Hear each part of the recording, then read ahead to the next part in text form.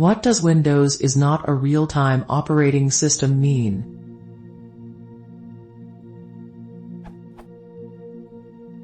I came across an application called latencyman that apparently does latency monitoring.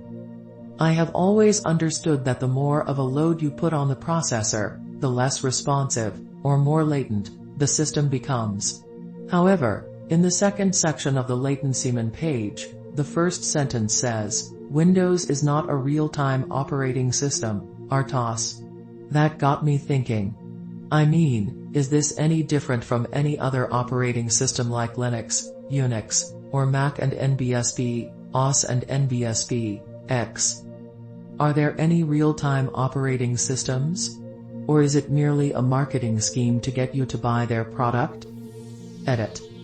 Also, are there any examples of RTOSes out there?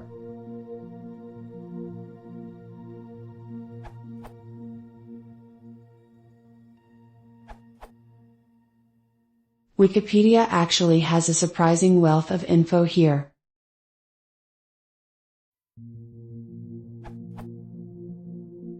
A real-time operating system, RTOS, is an operating system, OS, intended to serve real-time application requests. A key characteristic of an RTOS is the level of its consistency concerning the amount of time it takes to accept and complete an application's task. The variability is jitter. A hard real-time operating system has less jitter than a soft real-time operating system. The chief design goal is not high throughput, but rather a guarantee of a soft or hard performance category. An RTOS that can usually or generally meet a deadline is a soft real-time OS, but if it can meet a deadline deterministically, it is a hard real-time OS.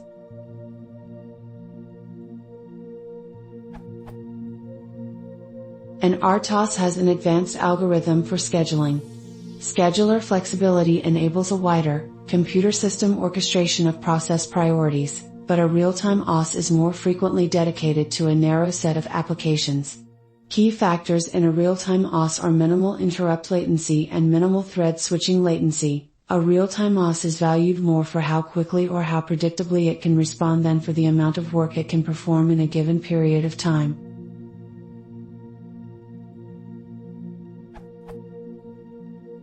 This is something that very few operating systems actually do, because for a lot of workloads it's simply less efficient.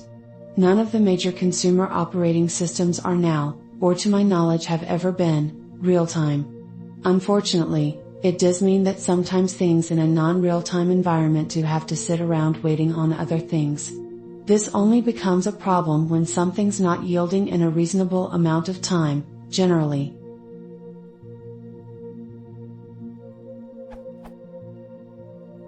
Currently the best known, most widely deployed, real-time operating systems are. See the list of real-time operating systems for a comprehensive list.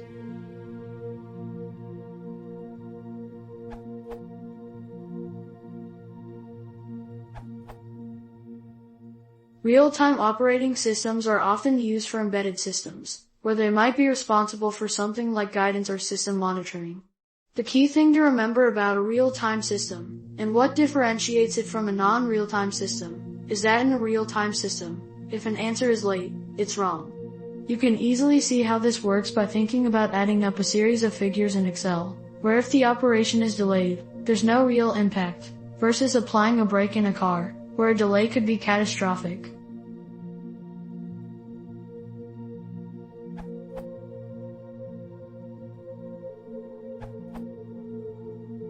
Basically, a RTOS can guarantee it can service an interrupt request in a specific, usually low time frame.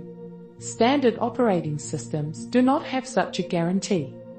In most modern systems, most devices can generate an IRQ. This causes the CPU to stop, i.e. be interrupted of what it's doing and run an interrupt service program. The idea is that this service program does whatever the device needs, i.e. gets data off of the device and into RAM, tells the device what to do next, etc.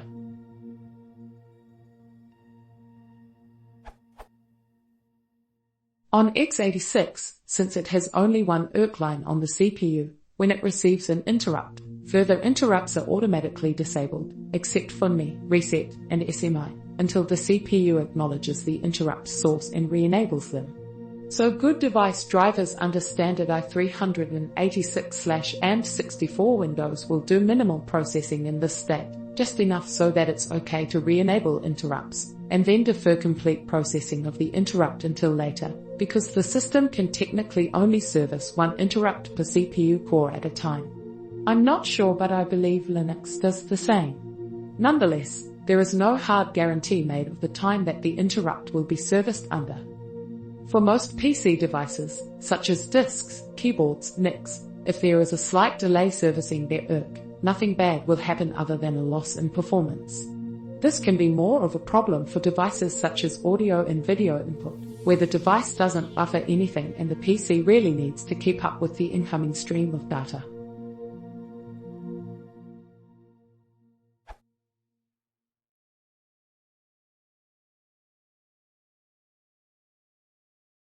Here is a whole channel, please use